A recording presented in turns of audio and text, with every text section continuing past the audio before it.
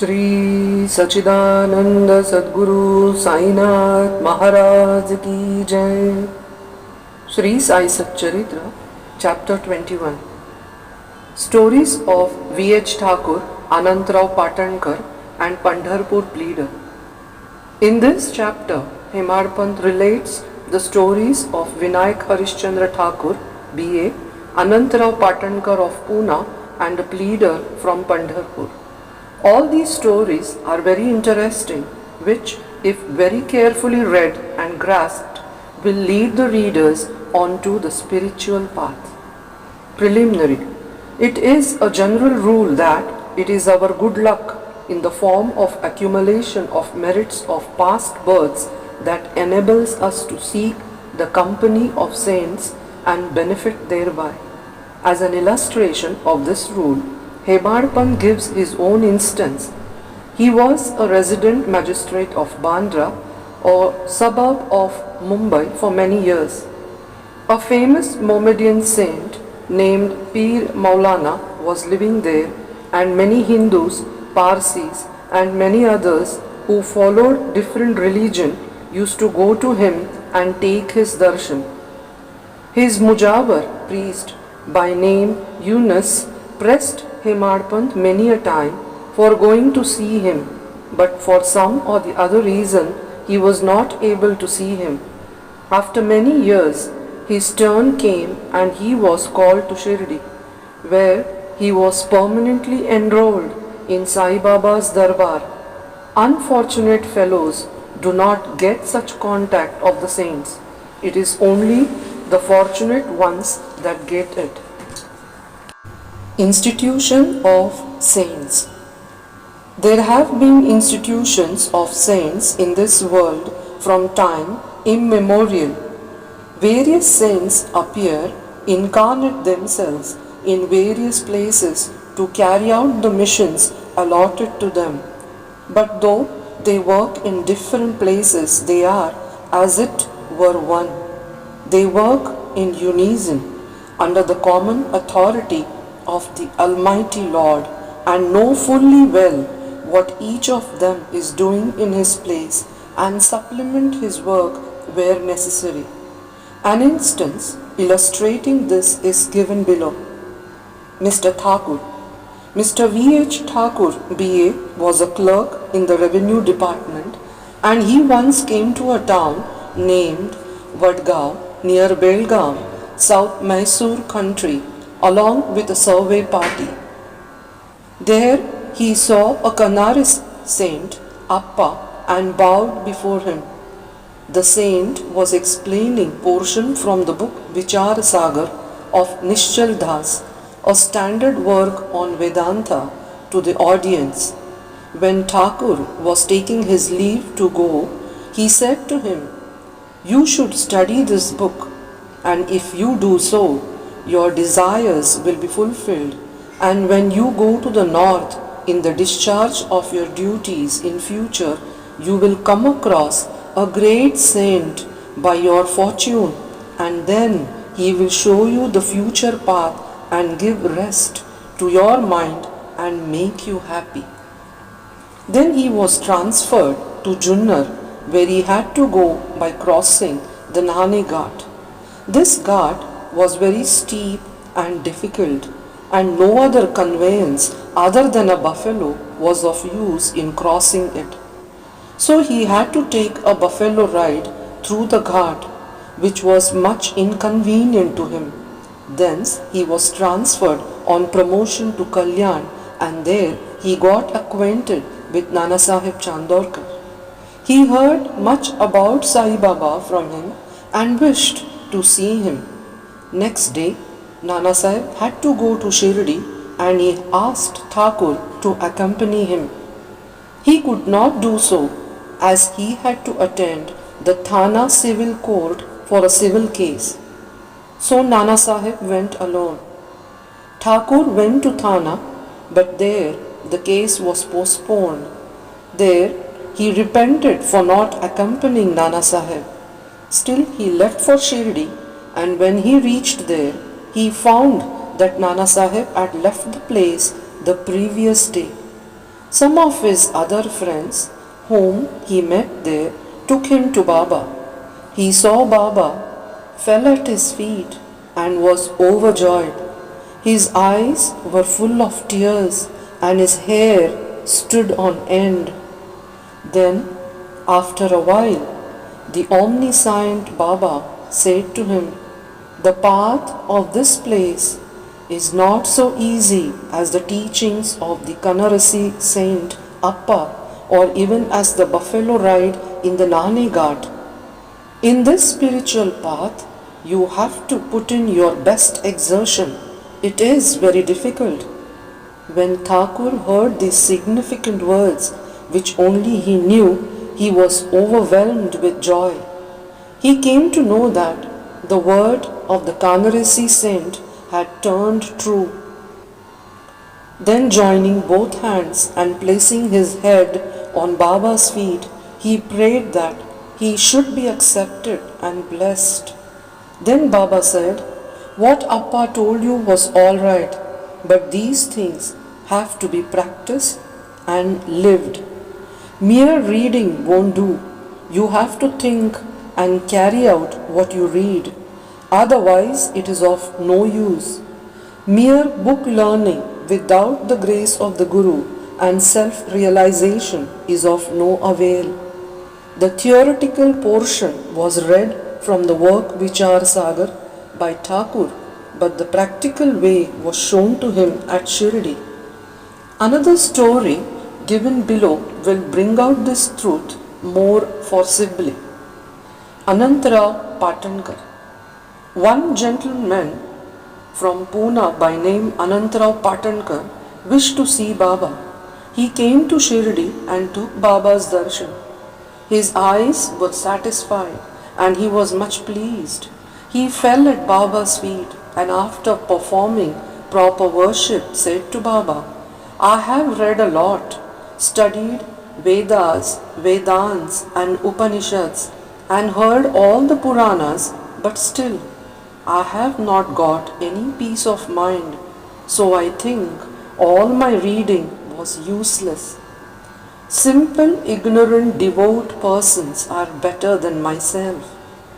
Unless the mind becomes calm, all book learnings is of no avail. I have heard from many people that you easily give peace of mind to so many people by your mere glance and potent word, so I have come here. Please take pity on me and bless me." Then Baba told him a parable which was as follows. Parable of 9 balls of stool, Navavidha Bhakti. Once a merchant came here. Before him a mare passed her stool, 9 balls of stool. The merchant, intent on his quest, spread the end of his dhota and gathered all the 9 balls in it, and thus he got concentration, peace of mind. Mr. Patankar could not make out the meaning of the story, so he asked Ganesh Damodar, alias Dada Kelkar, "What does Baba mean by this?" He replied, "I too do not know all that Baba says and means, but at his inspiration I say what I come to know. The mare is God's grace, and the 9 balls excreted are the 9 forms or types of bhakti, viz. Shravana, hearing; Kirtana, praying; Smarana, remembering; Padasevana, resorting to the feet; Archana, worship; Namaskar, bowing; Dasya, service; Sakhyam, friendship; Atmanivedan, surrender of the self. These are the 9 types of bhakti. If any of this is faithfully followed, Lord Hari will be pleased and manifest himself in the home of the devotee. All the sadhanas, viz. Japa, vocal worship, tapa, penance, yoga practice, and studying the scriptures and expounding them are quite useless unless they are accompanied by bhakti, that is, devotion. Knowledge of the Vedas or fame as a great dhyani and mere formal bhajan, worship, are of no avail. What is wanted is full devotion. Consider yourself as the merchant or seeker after the truth, and be anxious and eager like him to collect or cultivate the 9 types of devotion. Then you will attain stability and peace of mind. Next day, when Kavthankar went to Baba for salutation, he was asked whether he collected the 9 balls of stool. Then he said that he, being a poor fellow, should first be graced by Baba and he would be enabled to collect them. Then Baba blessed and comforted him, saying that he would attain peace and welfare. After hearing this, Kavthankar became overjoyed and happy. The Pandharpur Pleader. We shall close this chapter with a short story showing Baba's omniscience and his using it for correcting people and setting them on the right path. Once a pleader from Pandharpur came to Shri, went to the masjid, saw Sai Baba, fell at his feet, and without being asked, offered some dakshina and sat in a corner, eager to hear the talk that was going on.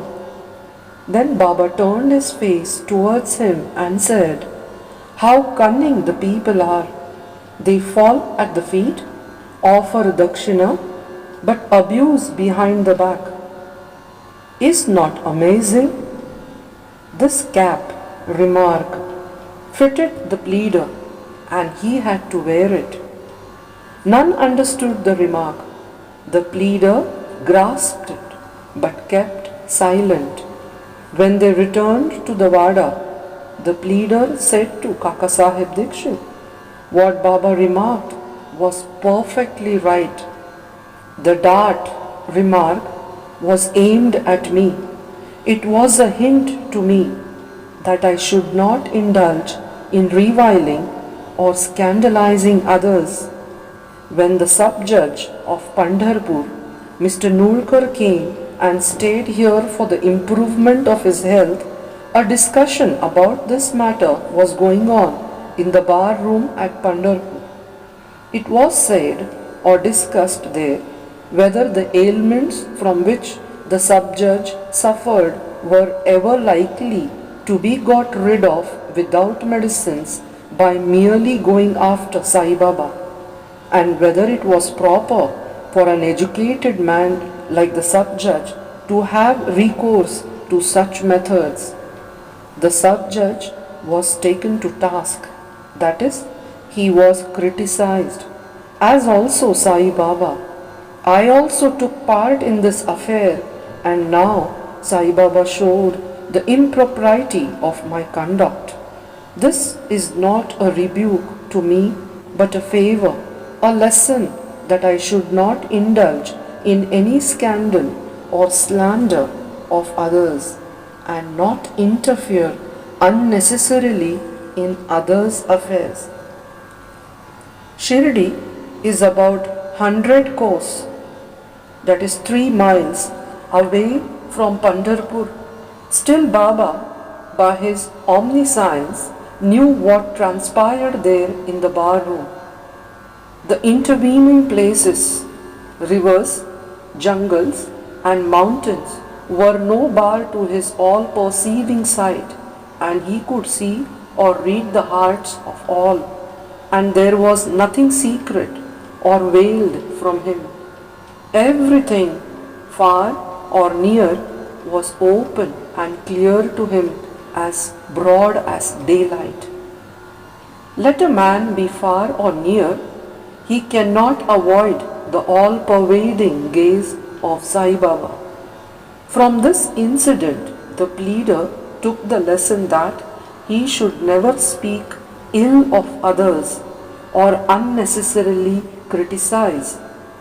Thus, his evil tendency was completely got rid of and he was set on the right path. Though the story refers to a pleader, still it is applicable to all. All should therefore take this lesson to heart and benefit thereby. Sai Baba's greatness is unfathomable, so are his wonderful Leelas. His life is also such, for he is Parabrahma, Almighty God incarnate. Bow to Sri Sai, peace be to all.